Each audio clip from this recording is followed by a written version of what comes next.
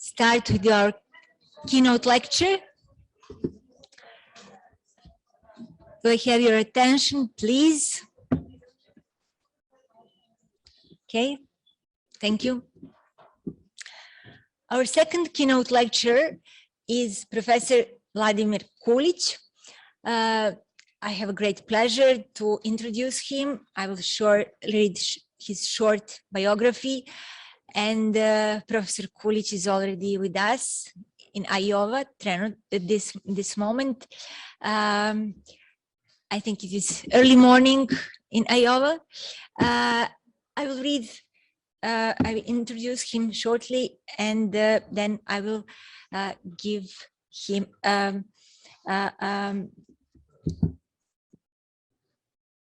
screen to share screen with Vlada.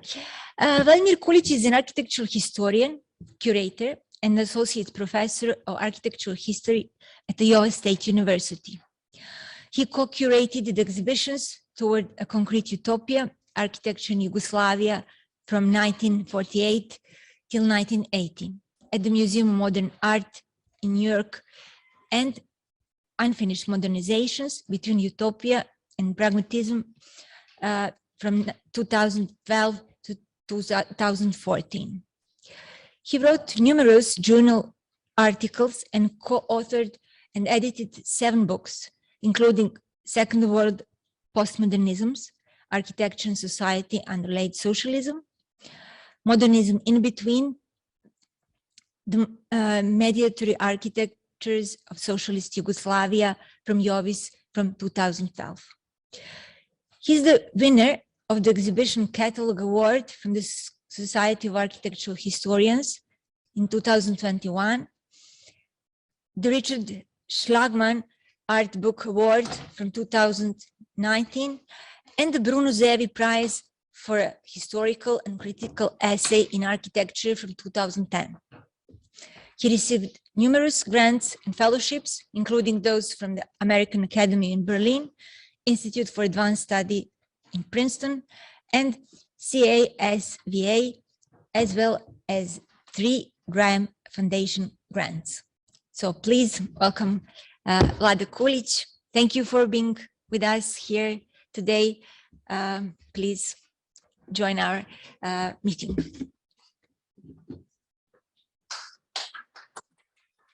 Good morning. I apologize for this delay. I've been using this computer this entire semester for teaching twice a week, and it never made any problems. And this morning it decided not to project any sound to me, so I couldn't hear a word on your side. And then Zoom decided to update, and it's been a mess, despite the fact that I set up everything nicely before I went to sleep last night and thought that I'm in a good shape. So we're now good 13 minutes late. I'm sorry about that again, but I'll try to make up by being efficient in my presentation.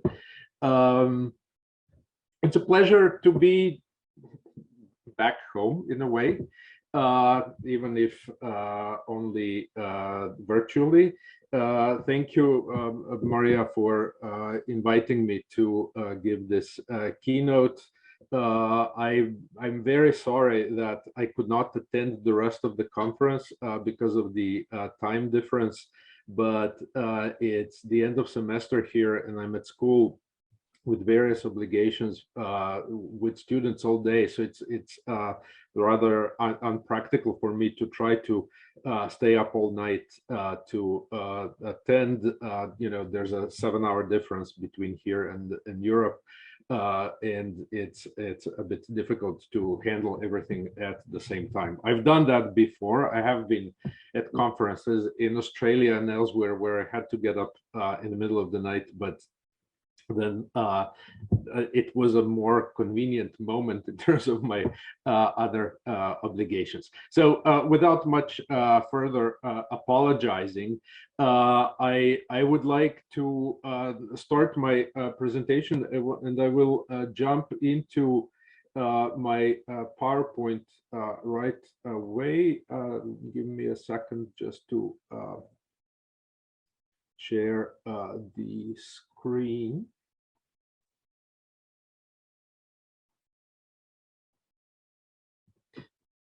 You can see my screen, right? I hope so. Let me know if you don't. I want to talk about a topic that I believe you've already had the chance to hear about in this past 2 days. But I would like to delve a little bit deeper into some of the larger arguments that can be made about mass housing in Belgrade in particular, but also in the larger context of the former socialist Yugoslavia.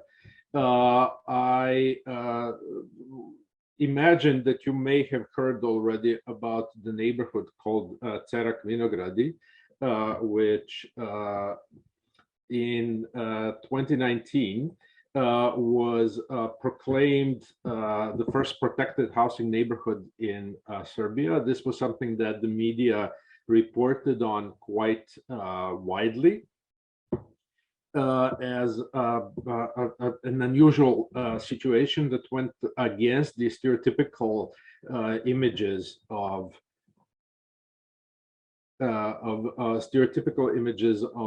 mass housing inherited from the socialist period.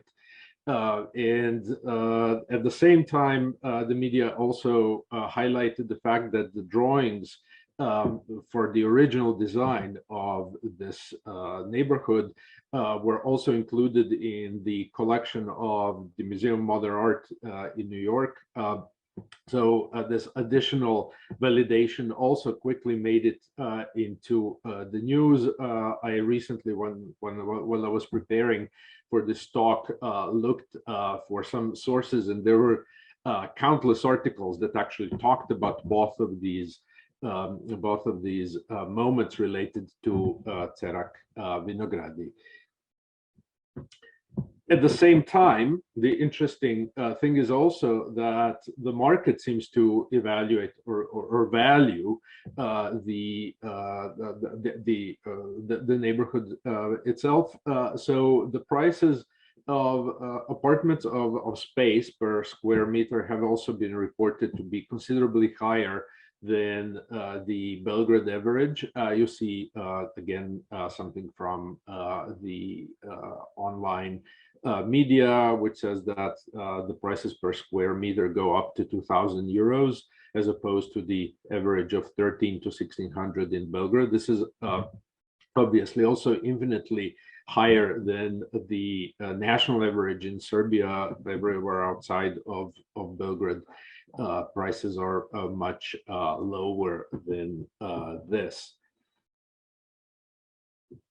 And strangely enough, in a kind of very quick reversal of their original decision to protect the neighborhood in 2019, sometime last year, the government of Serbia also tried to abolish the original urban plans in order to open up the site for further development. But the residents of Cerak Vinogradi self-organized and partnered also with Milena Marušić, who's one of the original architects of the neighborhood, to protest and to try to preserve the plans and the space as they are. And because of their organization and campaigning that went on for months, in the end, the government caved in and allowed the plans to remain and the neighborhood to continue to be untouched and to follow these original plans rather than the space being filled in with new construction. So we could also say that the neighborhood is also appreciated by its inhabitants. There have been also multiple online groups for self-organization. This is just the latest one that I recently found on Facebook. The association Cultural Cerak, which which aims to generate cultural events in the neighborhood, but also to appreciate the architecture of the neighborhood as a value in its own right. So we could say that from multiple sides, from multiple directions, and from multiple perspectives, Cerak Vinogradi should be considered a success, right? Something that is valued by the residents, by inhabitants, so much so that they want to preserve it from further inclusion of the current economy. It's valued by the architectural profession, and it's valued by the state. And on top of everything, the market seems to value it at the same time. This, we could say, goes against many of the stereotypical pictures of post-war mass housing across the world. It's especially striking from from my perspective, from the United States, which is still very much shaped by the image of the destruction of Protic housing in St. Louis of 1972, which Charles Jenks famously proclaimed the end of modern architecture. This event sort of highlighted the intersection of modernist design and state intervention in planning as both being supposedly disastrous. And this image somehow continued to persist for decades, despite much evidence of the fact that the situation was much more complex, and that the question of defunding the neighborhood and the larger social dynamic of the white flight in St. Louis contributed to the failure of this neighborhood much more than the architecture itself. We do know now, obviously, that this image also sort of spread to other parts of the world. Sometimes even the iconic architectural status was not enough to save the buildings. Much more recently, in 2017, the Robin Hood Gardens in London was demolished, a famous work by Alison and Peter Smithson, despite the global protests and calls for the preservation of this complex. So this image of failure actually exceeds the United States. And nevertheless, when we look around the world, whether in other parts of Western Europe or Asia or Eastern Europe or Latin America, we will see numerous examples of mass housing that followed the modernist principles, that was built on a very large scale, that was built using prefabricated technologies, that continues to thrive, that has not experienced this decline and depopulation and crime infestation, etc., as the examples that I just proposed. This, as recent work by scholars has shown, in many parts of the world, these neighborhoods built in the 1950s, 60s, 70s, some even in 1980s, continue to provide an important infrastructure of everyday life. That is not to say that they were not critiqued. Perhaps the most notorious objects of critique were mass housing neighborhoods, neighborhood units, the microrayons of the former socialist world, especially of the Soviet Union, Czechoslovakia, East Germany, where this construction occurred on a really large scale. We see it here in Petržalka, in Bratislava, here in the lower left corner. And this critique emerged relatively early on, perhaps in the most iconic way from within the Soviet Union through the rather famous film, The Irony of Fate, with its even more famous opening animated sequence that mocks the marching of identical prefabricated buildings across the Earth's landscape. So the fact that the buildings in the neighborhoods continue to live in a relatively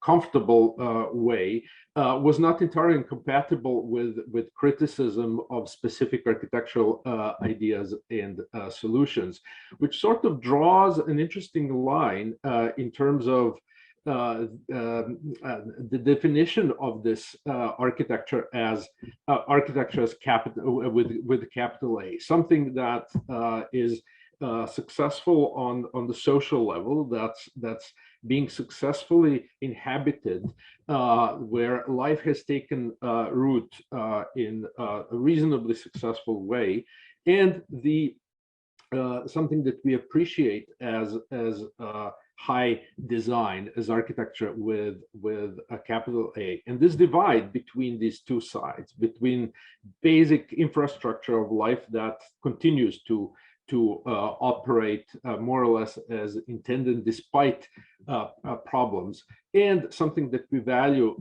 as architecture, is still that something that very much defines the perception of a lot of mass housing around the world. I want to say that Cerak Vinogradi, Cerak Vinogradi and a number of other housing estates in the former Yugoslavia have been able to transcend this divide. And as I just explained, Cerak is a good example of a neighborhood that is at the same time continues to be inhabited as more or less as intended, and is appreciated as architecture, as a special kind of design, despite the fact that it does not have any of these spectacular forms that have attracted photographers and tourists from around the world who are flocking to see the former socialist world and to admire supposedly these outlandish buildings that we can see across the eastern side of the continent. Cerak is relatively modest in scale. It's actually not, well, it's very conditionally brutalist. It's built in exposed brick, but it lacks that kind of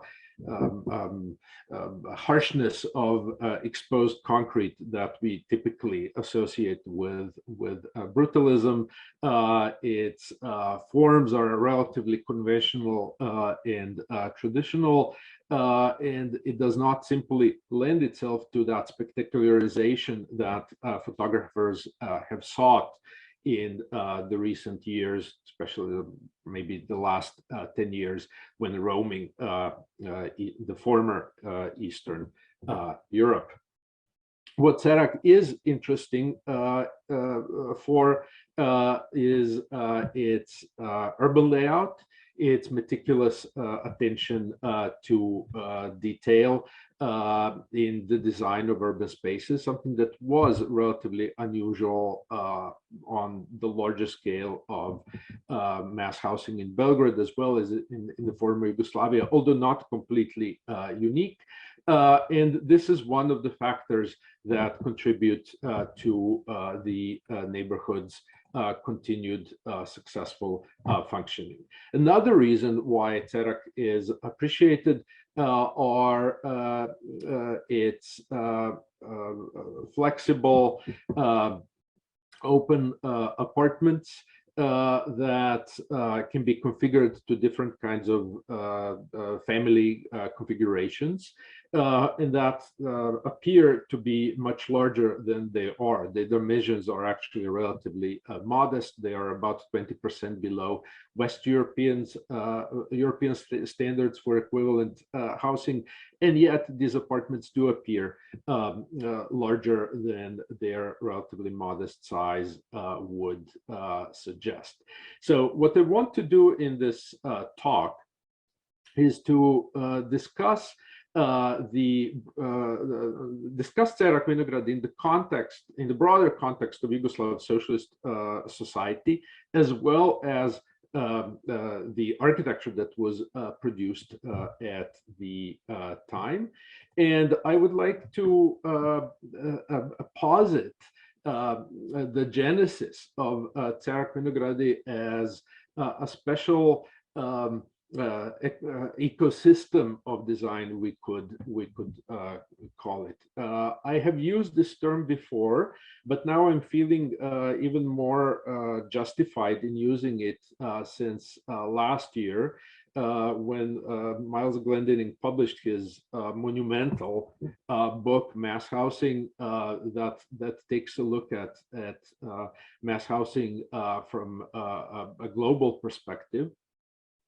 And he uses the term microecology to describe the various socio-political and economic systems that produce the very varied forms of mass housing across the entire world. So I would like to point to this idea that we should not look at mass housing as simply something that comes from the minds of architects, but emerges from a much more complex ecosystem, we could say, of funders, investors, clients, research institutions, designers, inhabitants, and so on and so forth. And this relationship between these multiple actors, I think, is what's most interesting, because it's a complex, mutually conditioned relationship where the system, the wider circumstances create the conditions for the production of architecture, but do not necessarily constrict the architectural agency to simply reflecting those conditions. There is still space for the agency of architects to design. And I would say in 1960s, 70s, 80s Belgrade and the wider Yugoslav system, this agency is especially an especially interesting case study, because it was relatively generous in its impact.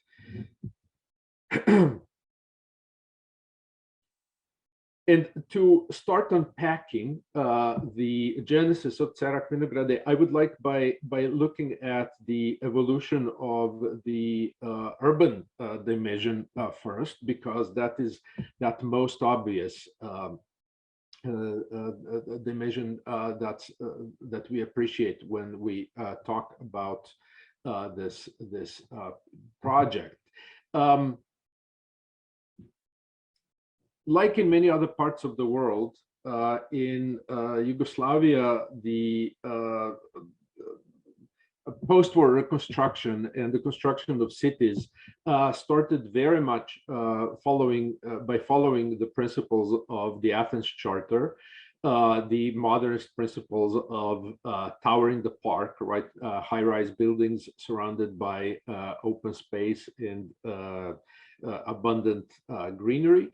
Some of the most iconic urban projects like New Belgrade, you see the the competition, the winning competition design for the center of New Belgrade of 1959. Some of them very directly followed the principles of Athens Charter and even of Le Corbusier's Radiant City in a rather explicit way. New Belgrade was not at all the only one in Yugoslavia, the only place in Yugoslavia to have followed these principles.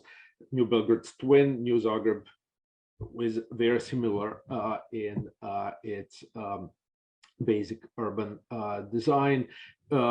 Numerous other places around the country followed in the same vein. But very early on, other alternative thoughts, other alternative directions were quickly explored across the entire country. And I want to argue that this sort of convergence of different ideas coming from Belgrade, from Bosnia, from Slovenia, from Croatia, from Macedonia, ultimately contributed to an atmosphere that generated Cerak Vinogradi as what it is today. And I will explain that in greater detail in a few minutes. And when we look around the country, we will see a number of attempts already in the 1950s to reevaluate the ideas of the Athens Charter and to try to either situate it more locally or in some cases to completely opposed the overt rationalism of the approach. Already in the 1950s, 1957, one of the most influential, one of the most striking achievements of urban thought was produced in Sarajevo by two architects, Dusan Grabrian and Juraj Neidhardt, whose book Architecture of Bosnia and the Way to Modernity drew directly on their ethnographic research of the traditional Ottoman cities that they found in Bosnia and elsewhere in the Balkans. Neidhardt himself actually worked with Le Corbusier in the 1930s. He was there, we could say, at the at the source of ideas, which is probably what gave him the confidence to go against the key ideas of the master. Interestingly, the book itself was forwarded by Le Corbusier himself, and it argued that the expansion, reconstruction and expansion of modern Sarajevo should actually follow the urban principles inherited from the past that were, according to Grabrian and Neidhardt, already modern and need just some updates. We see here in this sketch the valley of Sarajevo with the division between the Charshia, or the urban center with central functions, and the residential neighborhoods or the mahalas on the slope of the city, with houses staggered in such a way to allow the views for everyone. These were the principles that Neidhardt and Grabrian started arguing in their own urban. Neidhardt was the one who was active in practice in their own urban proposals, rather than imposing a clear grid, a modernist, rational grid on the city, and defying the traditional logic. We could see very close resonances with other attempts to revise city planning at the same time. Right, the sketch always reminded me of the Smithson's sketch for the scales of association, right, where they also sort of talk about the settlements of various sizes, sort of in a valley-like setting. And this is an interpretation of that approach that's very much rooted in the traditions of the Balkans. Around the same time in the 1950s, but coming from a completely different direction, Bogdan Bogdanović also proposed, in his case, attempts that were radically opposed and explicitly opposed to modernist planning. Bogdanović was a surrealist by vocation, and his concerns, both in practical and theoretical terms, came from very different directions than the rationalist modernists would argue. His advocacy was largely through his writings, his many books, most of which were dedicated to city building, to cities as repositories of meaning, of identification, etc. But Bogdanović also produced a few urban plans. Here we see his plans for the small town of Mojkovac in Montenegro from the mid-1950s, where we see the plan of the city completely organized around the views towards the wider landscape. You see all of these arrows. They indicate the diversity of views that should be used to organize the buildings of the new part of the city. And then here on the left, we see a sketch that suggests the kind of architecture that he proposed that has not very much to do with large-scale, rational, prefabricated modernist buildings that would have been expected, and that probably would have been built in many similar places around the country. Same time in Slovenia, for example, Edvard Ravnikar writes and designs following the deeper tradition of Central European city building.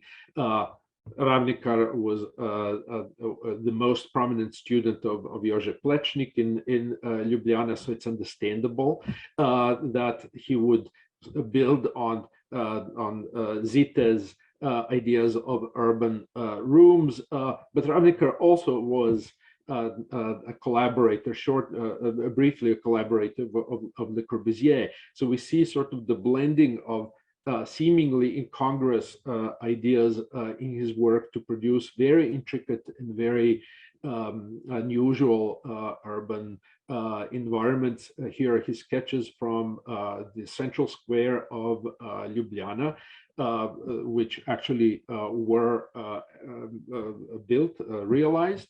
And we see this interplay of small and large scale, of urban room and large urban form that resembles a modernist freestanding towers in the park, synthesized in the most unusual and quite successful way. So this tradition very much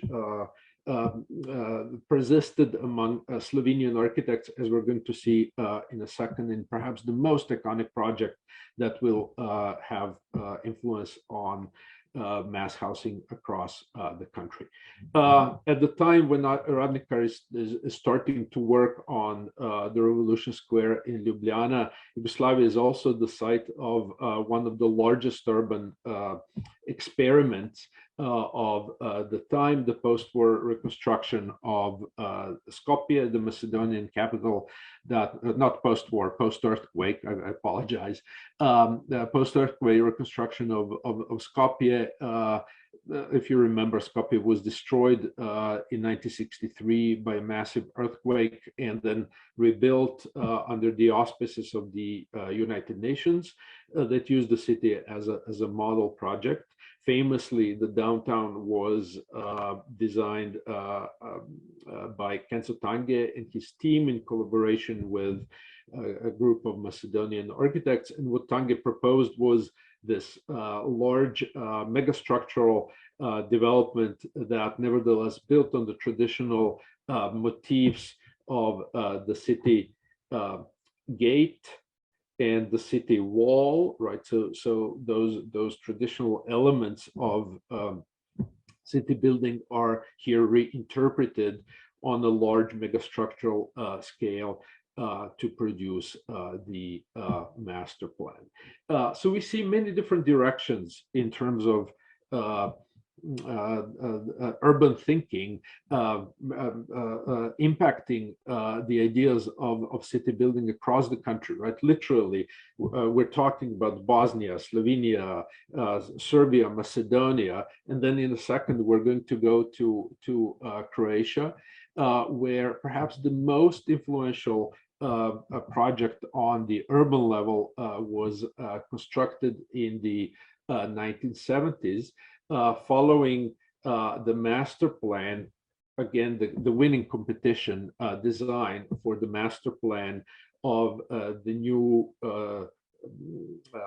neighborhood of Split on the Adriatic coast. This master plan was designed by a group of Slovenian architects led by Vladimir Kulić, an incredibly connected, networked figure, a student of Ravnikar, someone who also knew Plečnik, but also was incredibly well connected internationally, and who was able to synthesize many of the ongoing ideas in urban design and urban planning that were picked from various parts of the world. Kulić actually studied in the United States at GSD at Harvard in the mid-1960s, 1964, spent a year there. By that time, he was already a well-connected figure who had participated in the last meetings of SIAM as a student. In the mid-1950s, he was in touch with the leading figures in the world of urban planning, including Ernest Weissman, the famous Yugoslav architect who was an official in the UN, Jackie Tirwith, who was a professor at Harvard and who welcomed him there. And because of this networked position on the global scale, he was able to have access and to synthesize a lot of ideas that came from many different directions. What is so interesting about Split 3 is that it is a large neighborhood designed for 50,000 people with modern high-rise buildings using the latest construction techniques on a very large scale.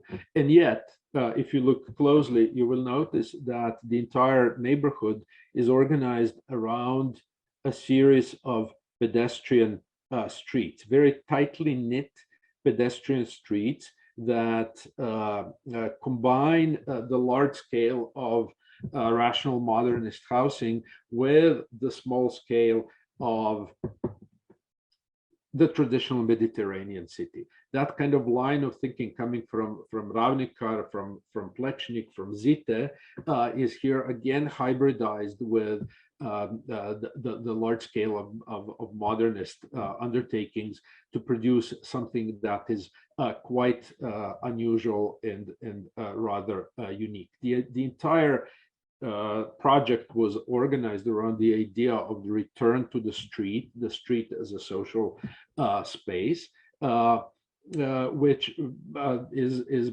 probably in part attributable to Kulić's education in Ljubljana under Ravnikar and this kind of these echoes of Zite in Central Europe, but also to the fact that he was in the United States in the early 1960s when the ideas of Jane Jacobs and other activists started making ways into urban theory. So what we see in Split 3 are these meticulously designed pedestrian streets where these large-scale buildings face each other at a very close distance to produce these quite vibrant and usable social spaces that continue functioning to this day. Each street was designed by a different architect, so they acquire very distinct architectural quality and allow for very easy identification.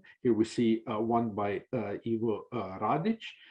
Here's another one by Dinko Kovacic, and we see again this meticulously designed space where every detail is taken into account, including the ramps, the benches, the planters for greenery, the yards for the apartment, for ground floor plans, etc.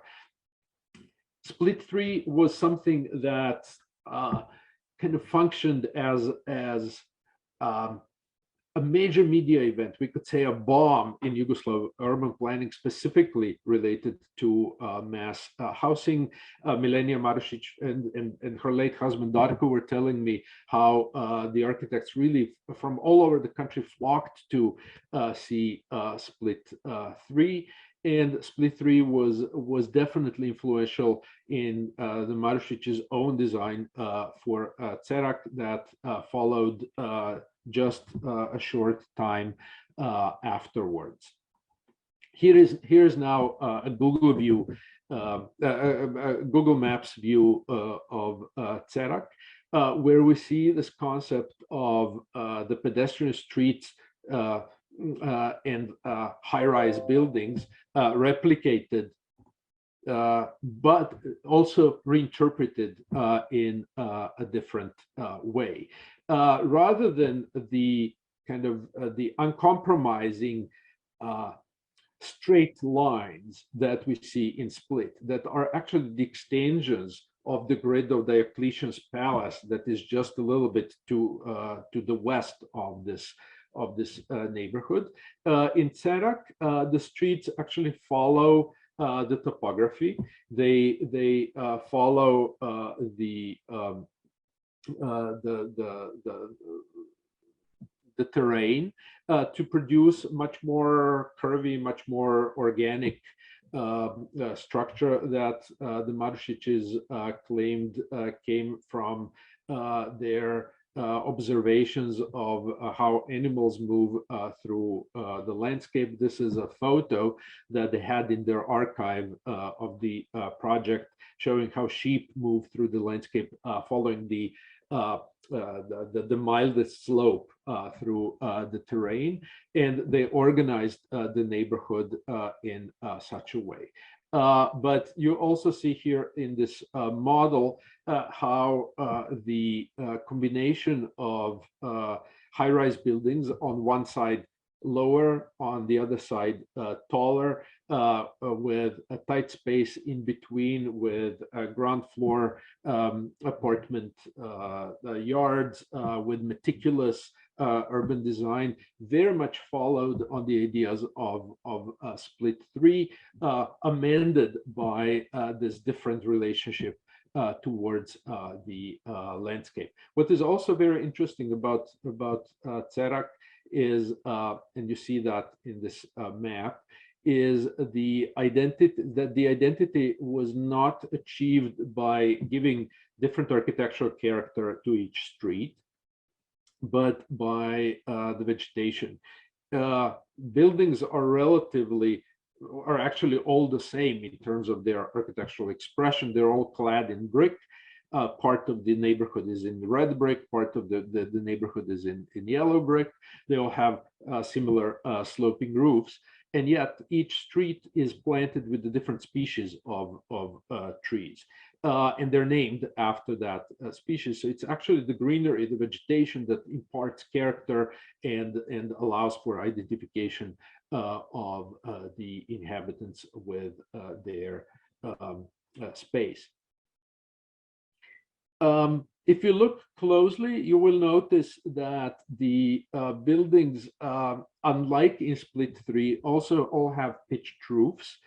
This is now another attempt to link to the traditional images of domesticity, right? There's perhaps a hint of postmodernism already here, and to also blend the prefabricated technology with these needs for or perceived needs for identification with traditional forms. This is again something that was already explored in Belgrade, in this case in particular. Just a few years earlier in New Belgrade, a neighborhood called Block 19A was constructed using the prefabricated skeletal system, but in such a way to evoke the traditional wooden construction of the Balkan houses. Here we see the sketches by the team consisting of Lojanica, Jovanovic, and Cagic, who on the one hand show us these images of traditional timber houses with doubled windows and visible wooden members on the facades. And here on the right, we see how the infill panels are designed in a similar way to echo the traditional Balkan architecture. Here we see also the skeletal structure being not just left visible, but highlighted through the darker painted lines that coincide with the beams and with the slabs and the columns of the system. So Cerak in some ways synthesized the thinking coming from many different directions, from Belgrade itself, but also from other parts of Yugoslavia, operating on the urban level. And here we see it, how it manifested its space.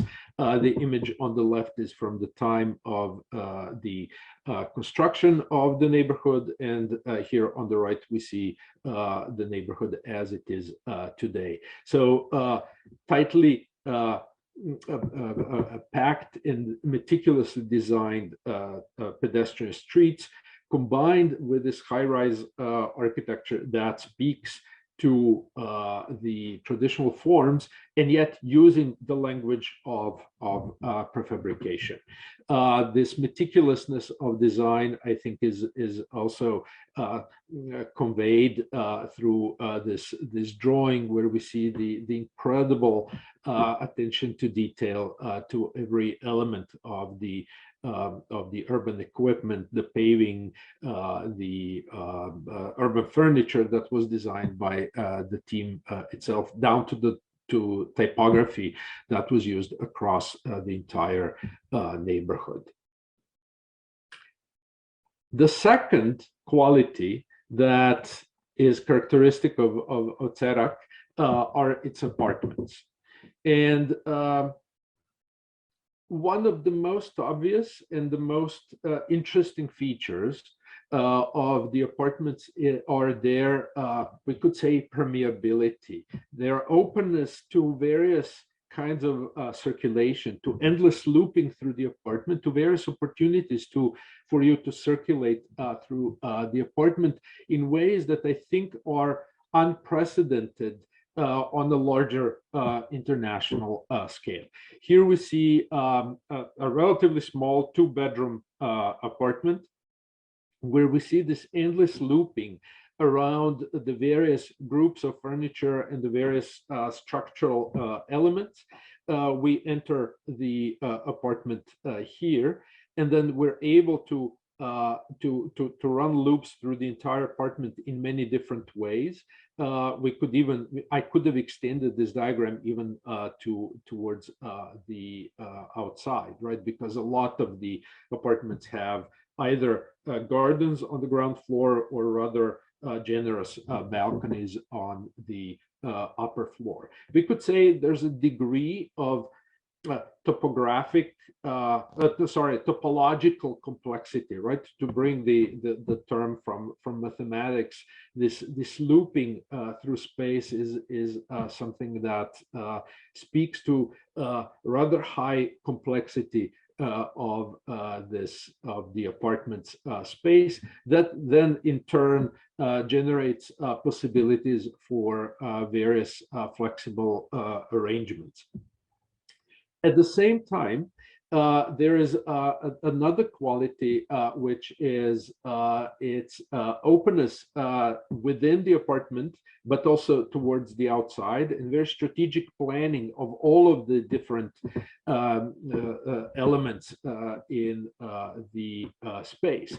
So as you enter the apartment, and this is almost a rule, as you enter, the view opens directly towards the outside, across the entire apartment. Here, in this case, we see the view towards this.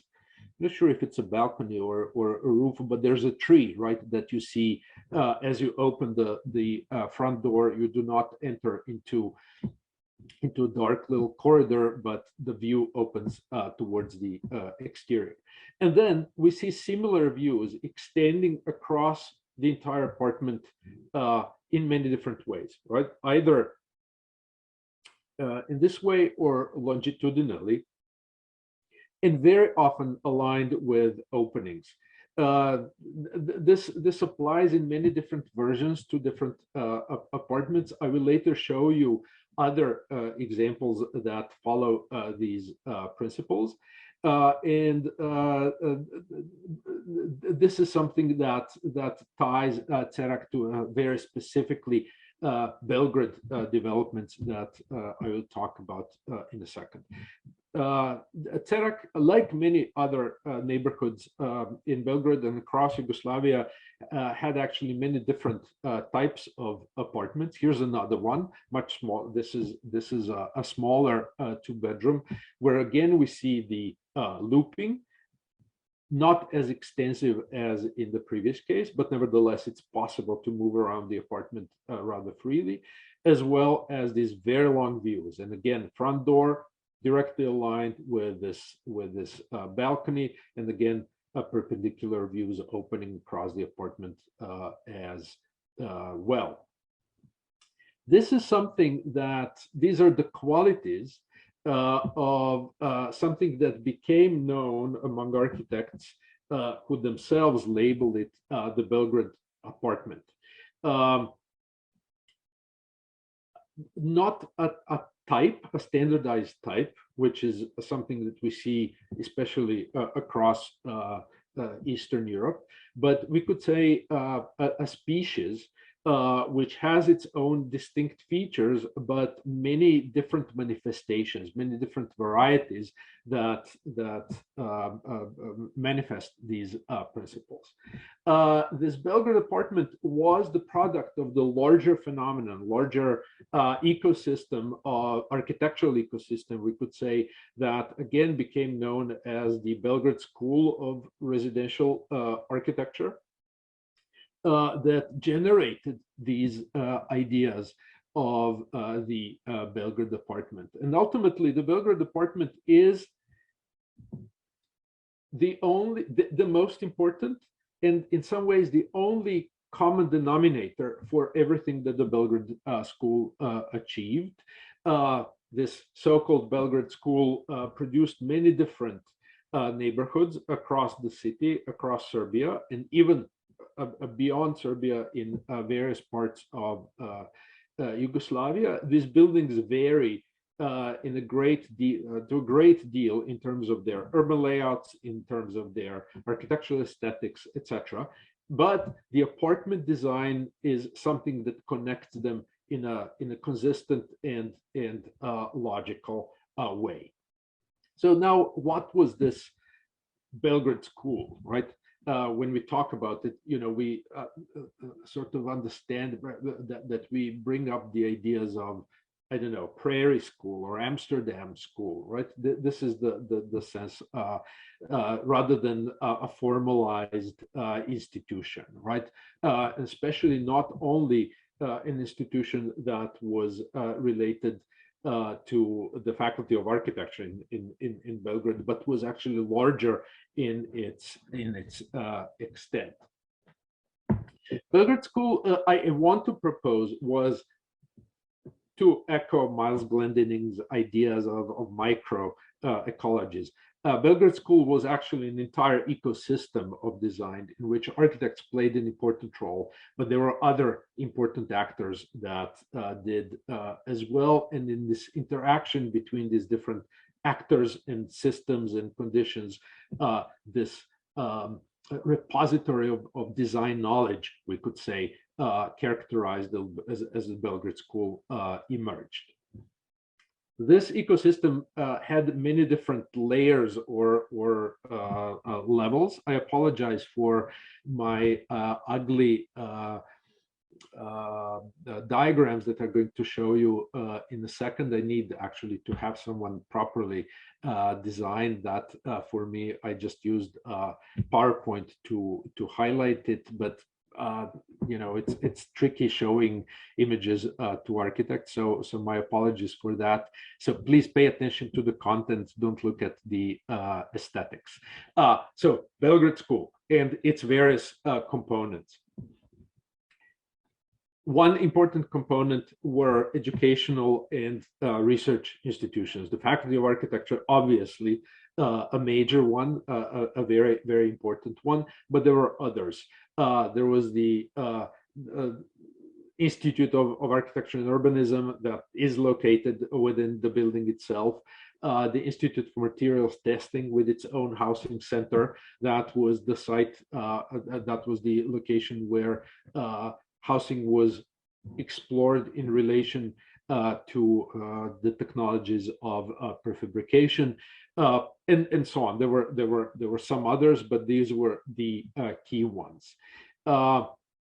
In addition to that, there were various clients and investors, and the system of funding of mass housing in Yugoslavia was quite complex.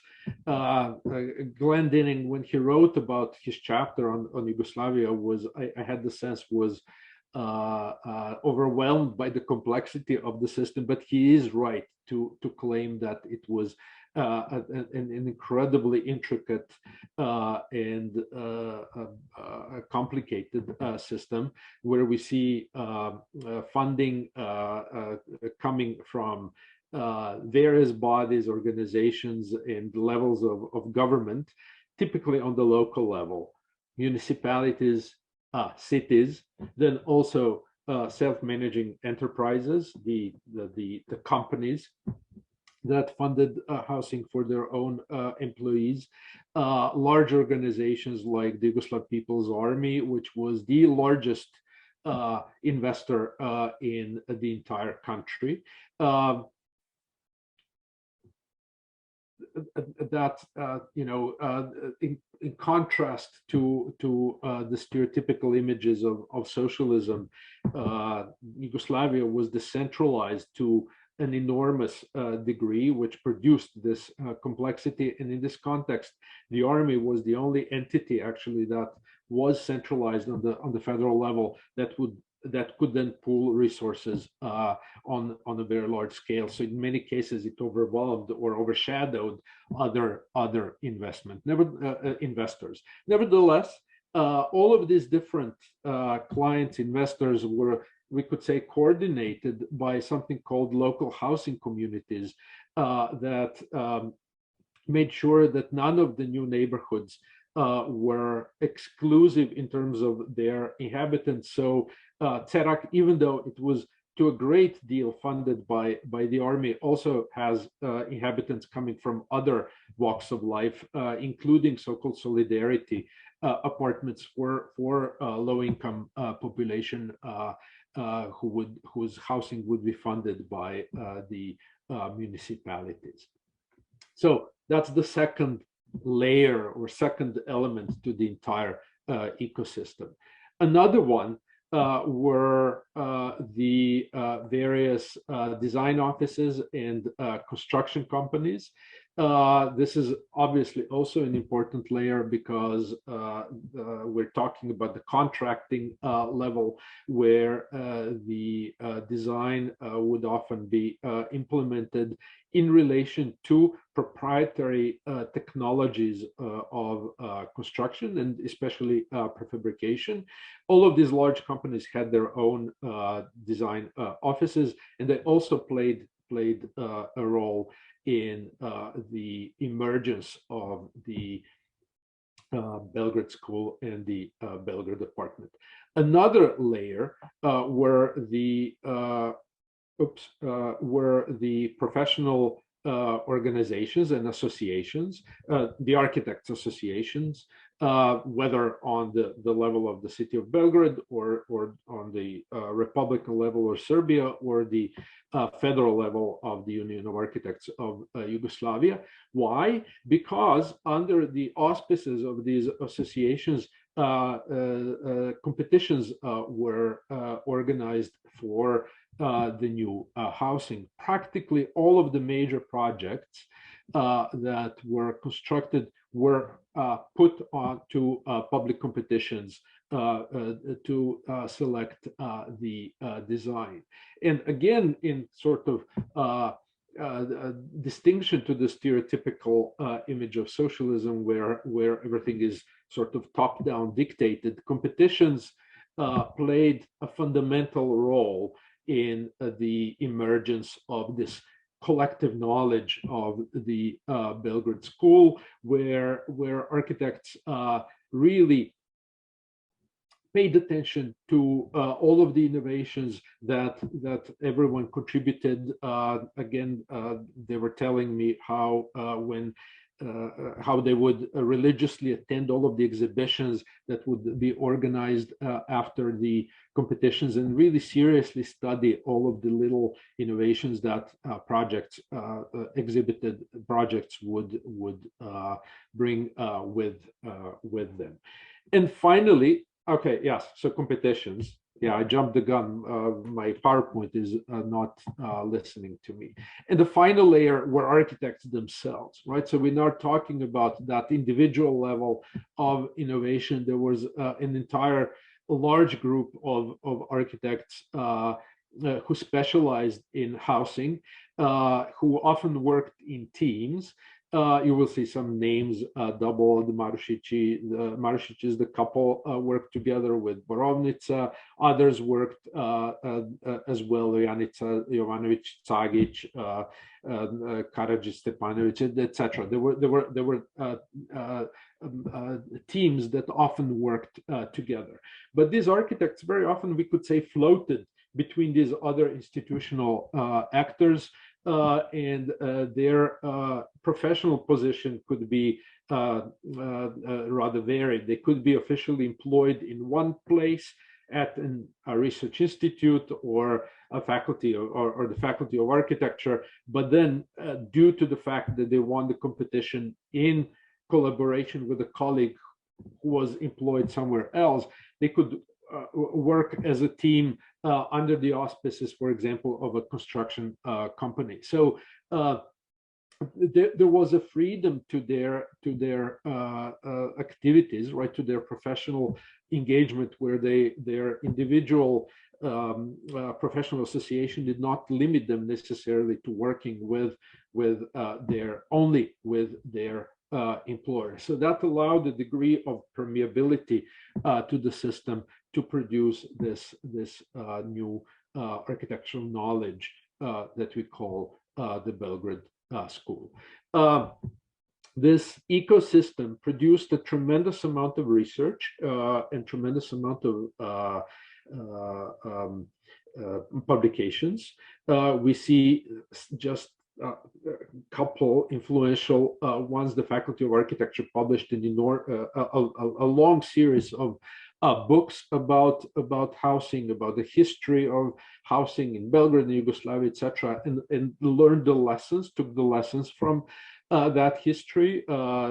This was explored in in students' work as well. And then journals also published a great deal about housing. This is a special issue of the journal Arhitektura Urbanizam, which was dedicated to housing. They edited by Darko Marušić, that to this day architects call the Bible of housing, because it's very often consulted, and that was reprinted last year in this rather striking gesture of bringing back that knowledge from the 1970s that seemed to have sort of disappeared in the post-socialist period. Another important element in this, in the emergence of the Belgrade Apartment and the Belgrade School, was technology. And one of those research institutions, the Institute for Testing of Materials of the Republic of Serbia, played a really important role. And its leading engineer, Branko Žeželj, whom you see on the screen, the engineer for the Hall 1 of the Belgrade Fair, an incredible pre-stressed concrete dome that was the largest dome in the world at the time when it was built in 1957. In addition to the dome, Žeželj also patented his own prefabricated system called EMS Žeželj, after him and after his institute, which was a pre-stressed system and a pre-stressed skeletal system that was widely used in Belgrade. Many of the neighborhood, although not all, of the neighborhoods that qualify as Belgrade School of Residential Architecture were produced using the EMS Žeželj system, and or some variations of it that were proprietary to individual companies. The quality of this system was that it was easy to prefabricate. It was quick to construct, but it had high seismic qualities, but it also allowed for a great deal of flexibility, much greater flexibility than the large panel systems that are typical image of a mass prefabricated housing. This system allowed for the flexibility of both the plans and the envelopes, and this is the reason why many of the neighborhoods of the Belgrade School, designed by the Belgrade School, do not resemble each other in visual terms, because the envelopes could be produced in many different ways. And we see that here, for example, from the early application here in New Belgrade in block 21, which is obviously this kind of mainstream, sleek, modernist appearance with these white balconies and strip windows, to sort of much more brutalist expression just 2 blocks down in block 23, with exposed concrete with very intricate system of facade components. We might have facade components that are almost like wooden joints on the facade.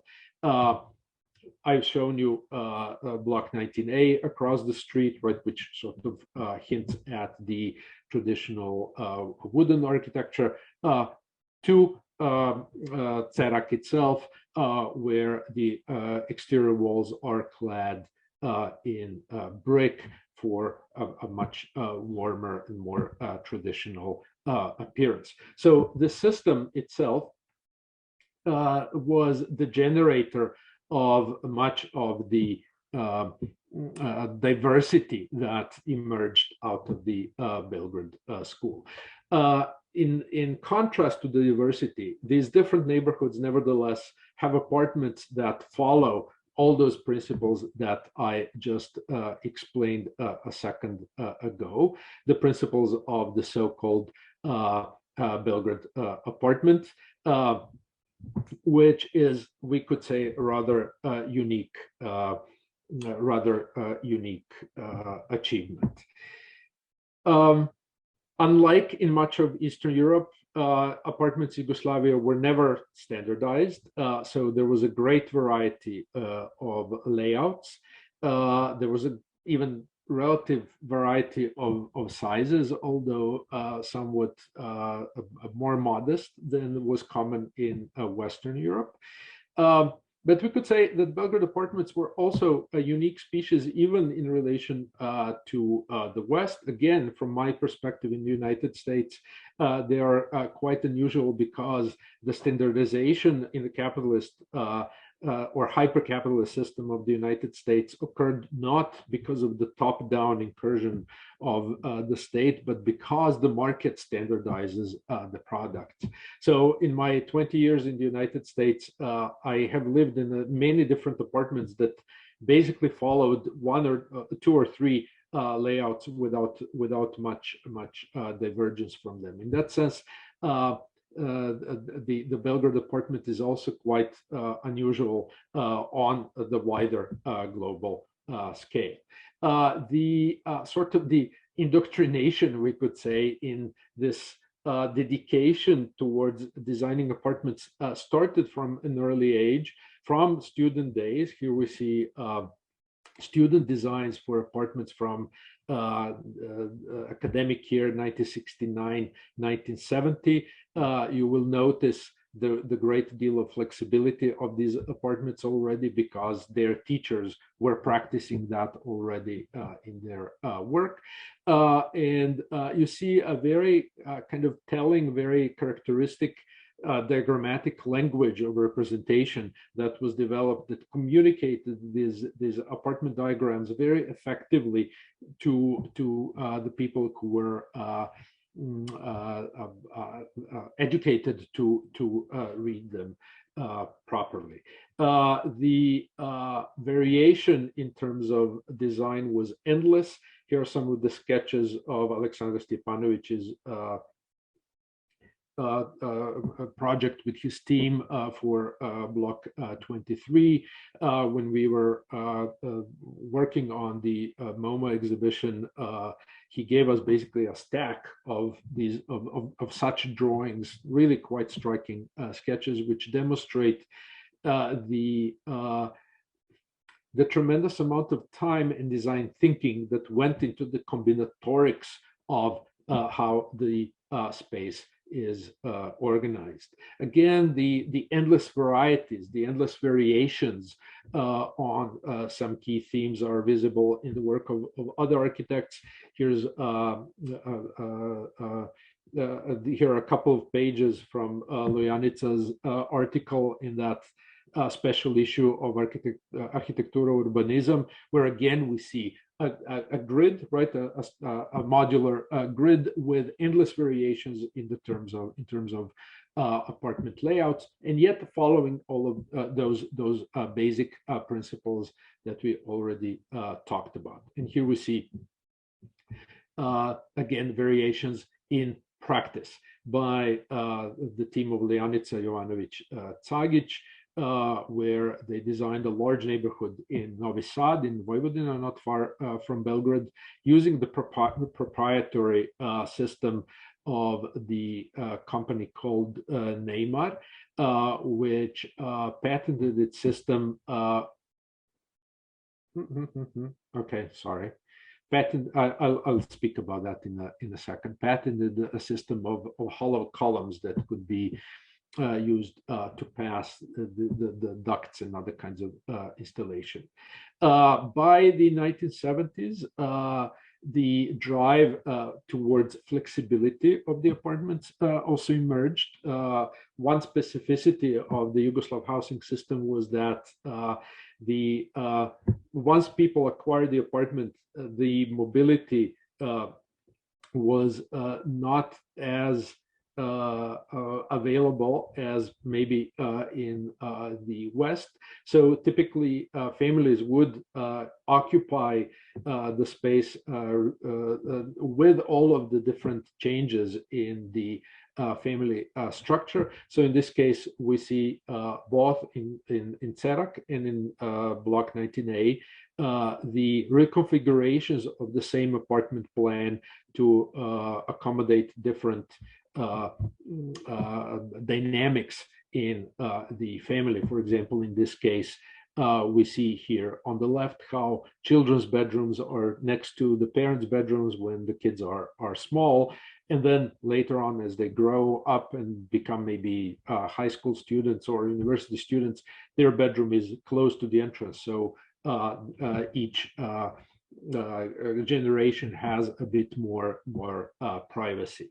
This flexibility went to such degree that at CERAC, the architects even conducted post-occupation studies and worked directly with the inhabitants to reconfigure their apartments to their particular needs. These are the sketches by Milena and Darko Marušić with the names of different inhabitants, their phone numbers, their addresses, and the interventions in the basic diagram of the apartment to adjust the plan to the individual family. So we see here now a shift from mass standardization towards mass customization. Really, we could say that the school ultimately enabled.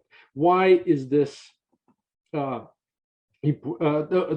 the self-perception was obviously important.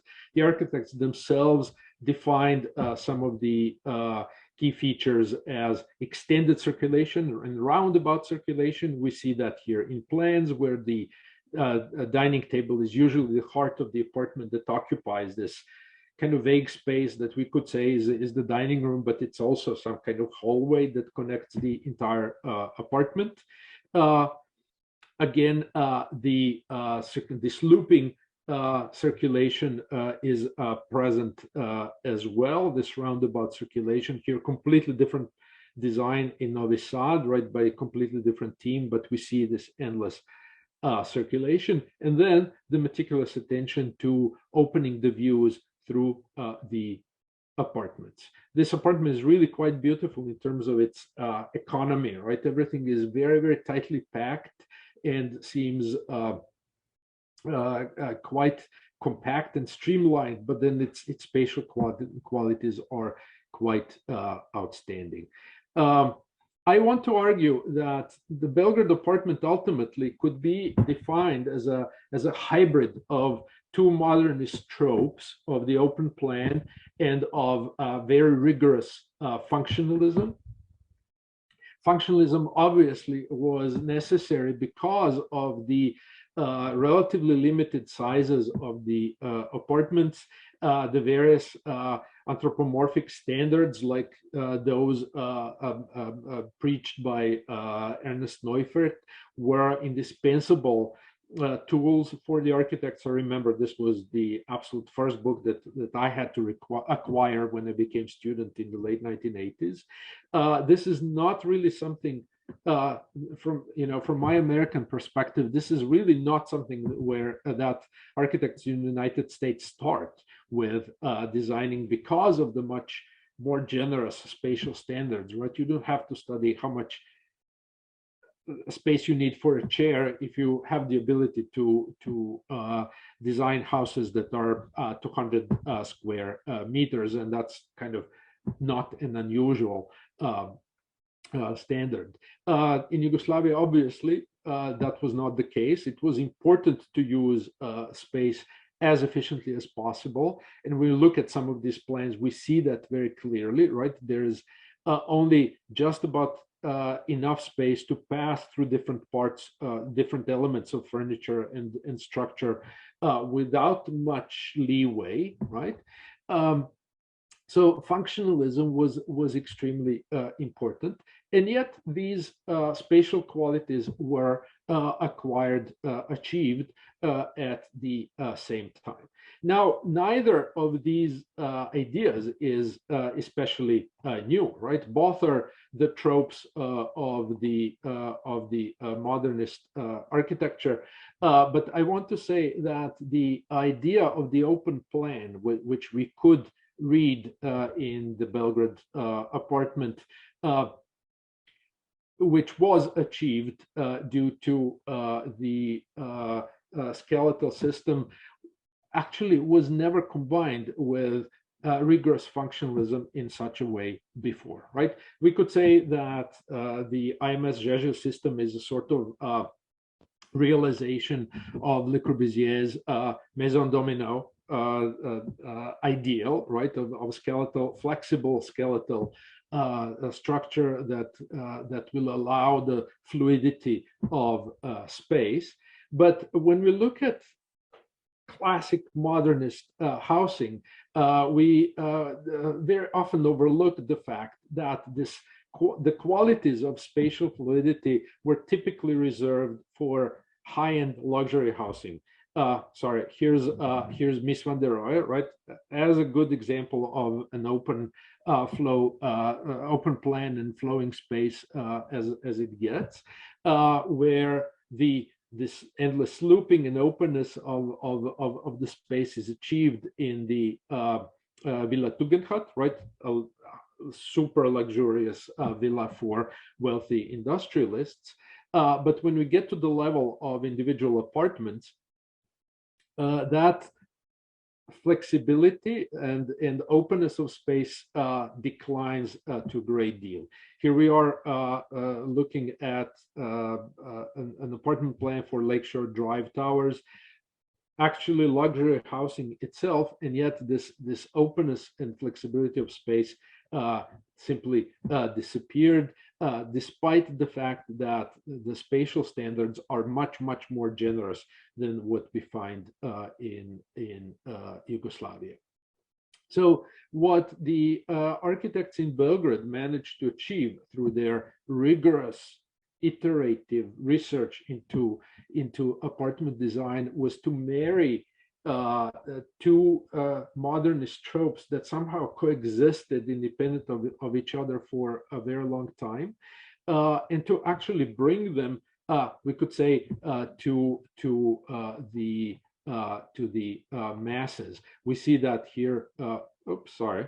We see that here, obviously demonstrated consciously in these drawings by Darko Marušić, where we see the sense of openness clearly indicated in this perspective through the apartments.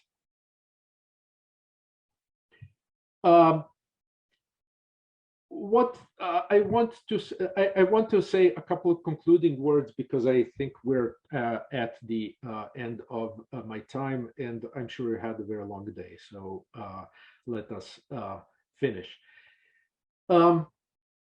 This attention to apartment design, I want to say, was quite unique and uniquely important in the context of post-war architecture on the international level. Because the design of apartments defines housing's use value in the most explicit way.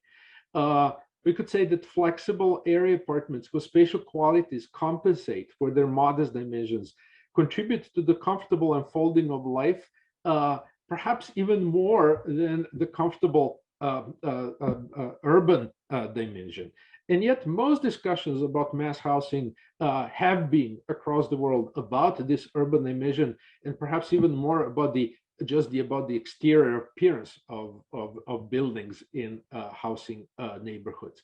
So I think there's something to learn from the Belgrade School and the Yugoslav housing in general that is applicable beyond the borders of the region. That's something that could be actually brought back as valuable knowledge that transcends the region's borders. The second question that I want to raise is the question of authorship. Who was responsible for the invention of the Belgrade apartment? And this question is relevant in light of the recent attempts by architecture historians and architects themselves and theorists to push against the figure of a single iconic architect that produces architecture as some kind of act of as a gesture of a genius, right? Where we put a tremendous amount of social capital on these individual architect figures as if they were the only ones responsible. So architecture historians have started paying attention much more to other actors as well as to collective forms of authorship, whether through the corporate design firms in the West or the state-run design institutes under socialism. Belgrade School, I want to say, is kind of a third path, right? It's not obviously an institutionalized system where the authorship is collective simply due to the fact that we were talking about the larger office. It was a much more decentralized system, and yet the authorship of these principles of Belgrade Apartment cannot be ascribed to any single person, right? There were actually many institutions and people involved in its genesis, and yet it does not erase individual agency, right? Because all of these different projects that we talked about had their own architects that could be named, and some of the inventions and some of the especially inspired interpretations of the principles could nevertheless be praised on an individual level. So this dialectic or this balance of the individual and collective, I think, is to me one of the key lessons to take from this entire story of the Belgrade School and the Belgrade Apartment and the larger production of housing in socialist Yugoslavia.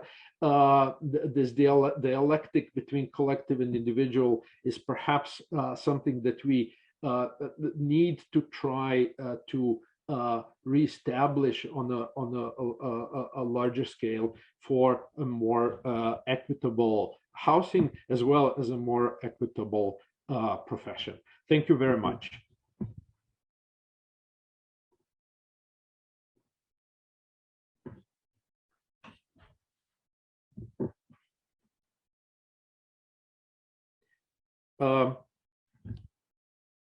I have finished my talk. If there's anyone left in the room, I'll be happy to answer any questions if there are. Okay. Can you hear me? Yes? Yes, yes. Okay. Okay. First, I would like to thank you for, I think you wrapped up together many of the topics we have tackled already today, but in a way you really contextualized them and you gave us some, well, let's say broader perspective on this, as you said, ecosystem. So I would like to now ask if someone from the audience have some question. We have this microphone. I can later start my video. Sorry.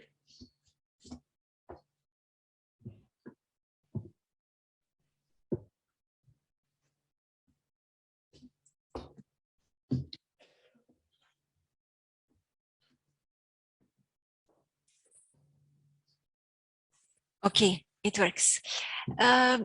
So, okay, can I ask again if we have some question from the audience for Vladimir?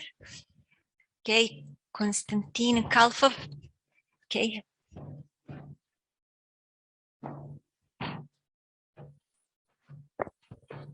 Hello, thank you for the wonderful discussion presentation. I found your notion of design ecosystem very interesting and intriguing. And I was wondering, apart from the very well documented and explained situation in the Belgrade School, could this notion and term also apply in other, in different, wholly different contexts, like more speculative, perhaps capitalist context?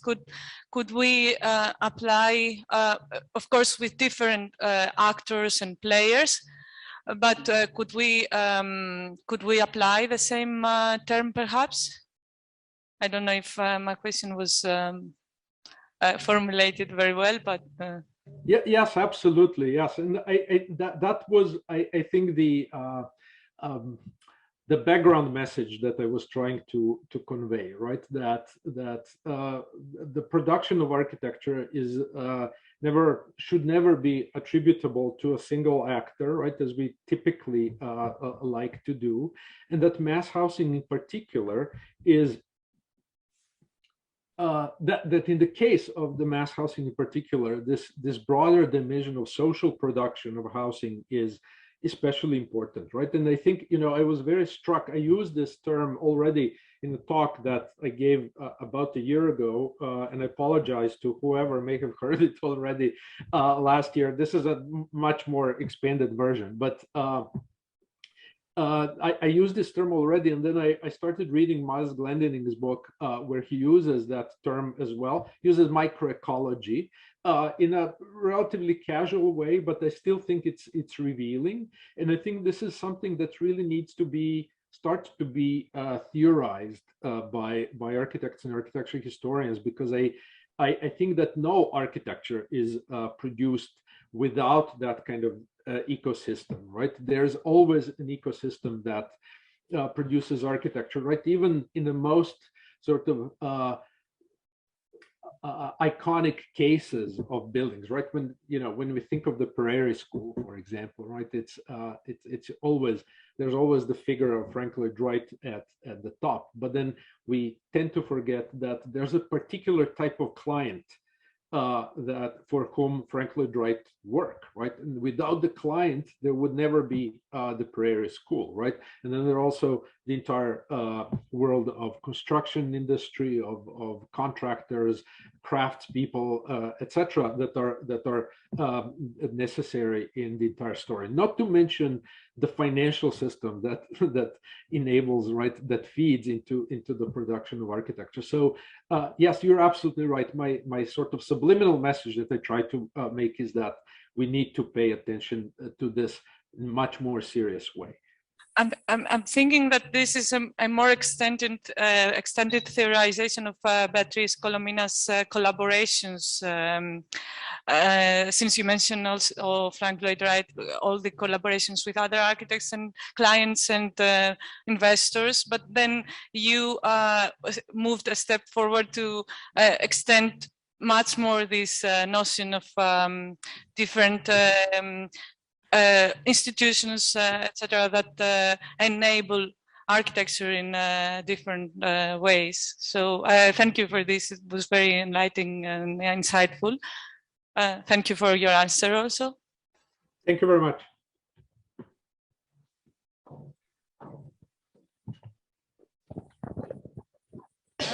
Okay, another question.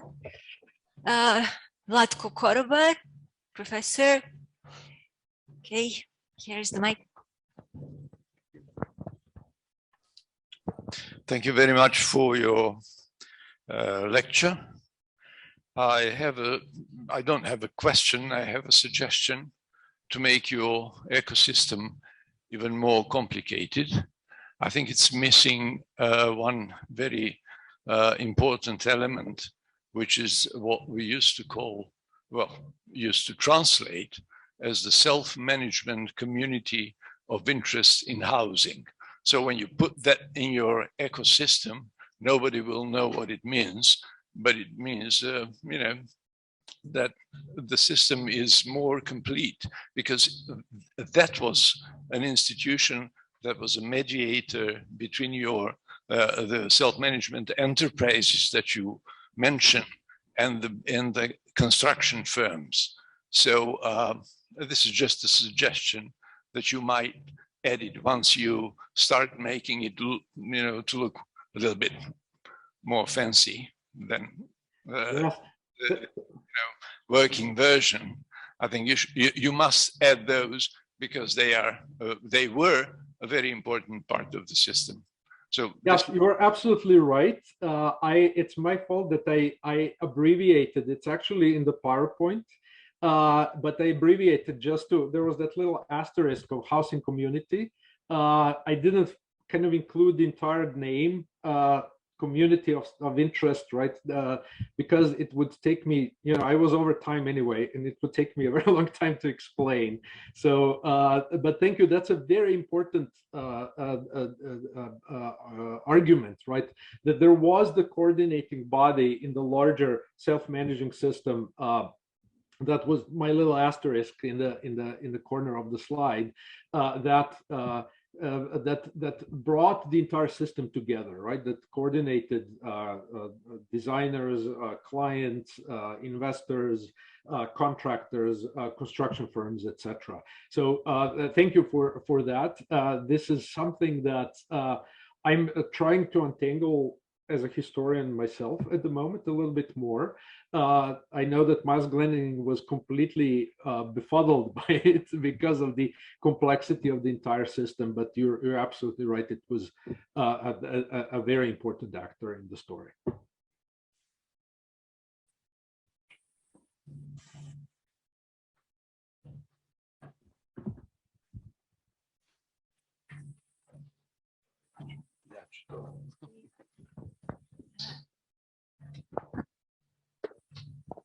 Nevertheless, I'm going to sit here. Ciao, Vlado.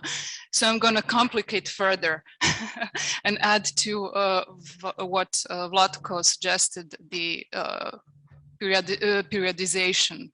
So it goes even more difficult and complex. Yeah. To explain. We tackled the issue briefly yesterday and today, but when you go into the different periods and different legal paradigms, let's say, it just explodes even further, and it gets even more complicated and complicated to explain. Yes, you're absolutely right. Right. So I tried to sort of focus on that kind of peak of the production in the 1970s. But you're absolutely right. The introduction of self-management in 1950 was one major step. The various constitutional changes, and especially the institutionalization of self-management in 1963 Constitution, was a tremendous change as well. The economic reforms, then the next Constitution, right? That we're constantly on a shifting ground, right? Which is why it's so intractable to some degree. Not to mention the various regional differences in the system across Yugoslavia. Even between cities in Serbia, there were differences. So it's an incredibly decentralized and constantly shifting system. So again, my apologies for simplification, right? I had to compress everything in, and I still went over an hour, despite what I planned. I had to compress the talk in a manageable time, but there is, I think, probably more to unpack than not even a single historian unpack, but an army of historians may need to unpack.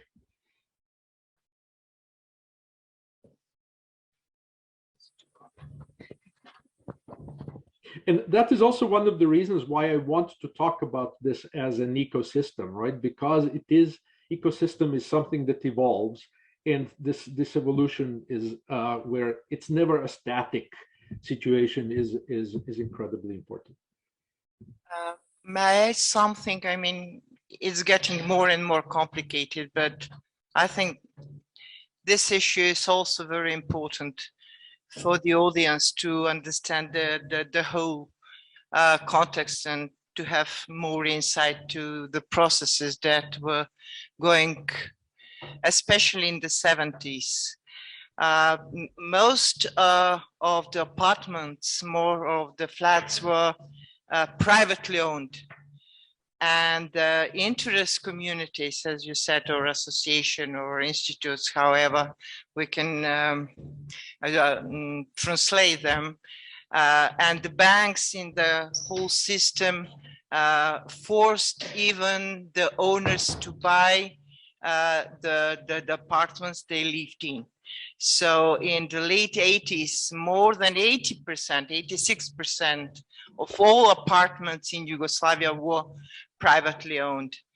And most of them with some allowance, affordable loans from the firms or the banks within the period of 20 to 40 years.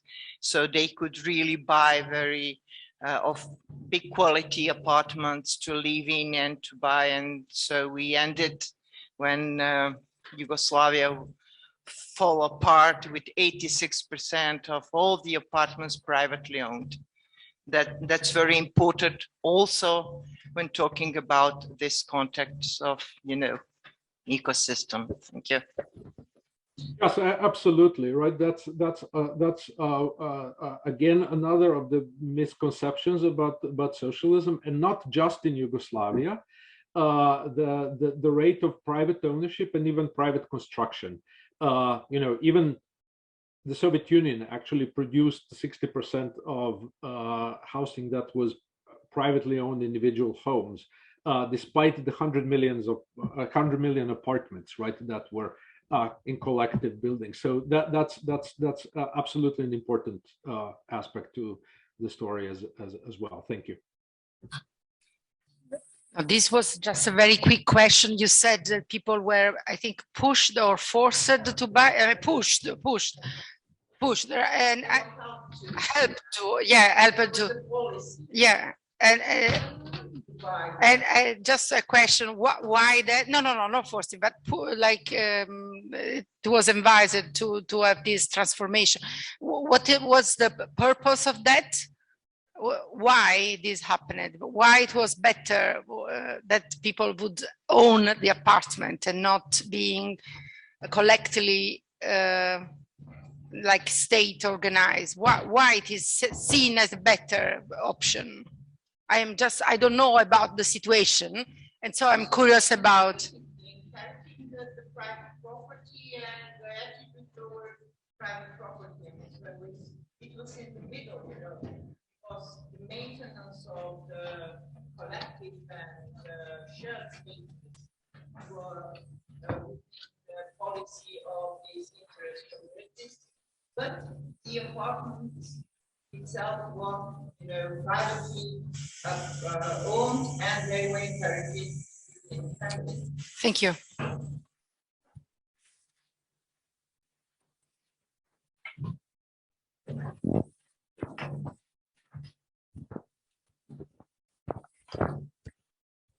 Okay, may I pass here? No, it's difficult. Okay, thank you. Well, maybe for ending up this conversation, maybe I can repeat again the question of Konstantina. If I remember well, it was about possibility to, well, not, let's say disseminate this some parts of this logic, let's say, in our contemporary societies. Maybe just to make whole circle, maybe I can again pose to Vladimir the same question, and I'll let him not answer me if it's if he doesn't have a decent answer. So, okay. I may speculate, perhaps. I think that the reason why this situation in especially 1970s Yugoslavia is so interesting is because this ecosystem was very intricately, very densely tied to produce this kind of evolution of the apartment, right? We can obviously talk about the current social production of apartments in similar terms, but because of all kinds of deregulation and the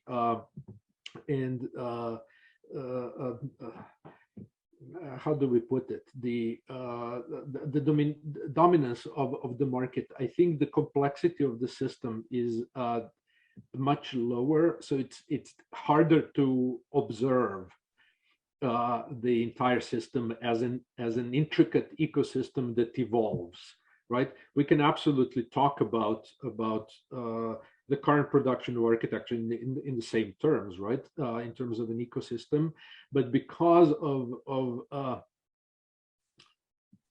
how do I put it? It appears to me to be more chaotic, so that it doesn't produce clearly structured product as did the system in the 1970s, which makes it today more difficult to observe it as a functioning system, right? As an ecosystem, and we tend to sort of compartmentalize the production to different actors. I'm not sure if this answers what you wanted to ask, but this is the best I think I can do at the moment. Okay, we will, well, I will thank you again for this really all-encompassing lecture. Thank you for getting up early to join us today. And I would like to invite you all now to join us for the walking tour. Thanks again, and thank you for having me. Next time, yes.